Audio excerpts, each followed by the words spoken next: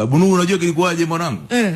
Yaani Mungu aliangalia duniani akaona hamna hata mtu mmoja mwanangu anafaa, watu wote wanazingua kinoma mwanangu, wanalewa, wanafanya hivi, lakini alipomwangalia akamwona Babu Nuhu fresh, akamwambia mwanangu jenga meli, hao nitawaonesha show.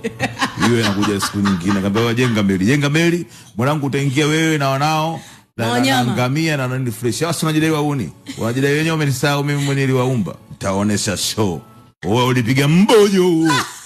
Wewe ulipiga mbojo siku 40.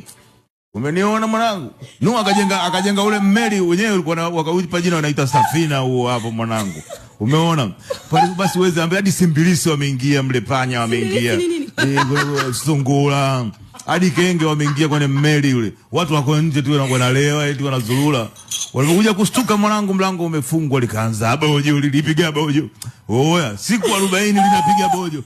Watu wameogelea mwanangu, wamefika mlangoni pale wanapiga makasia.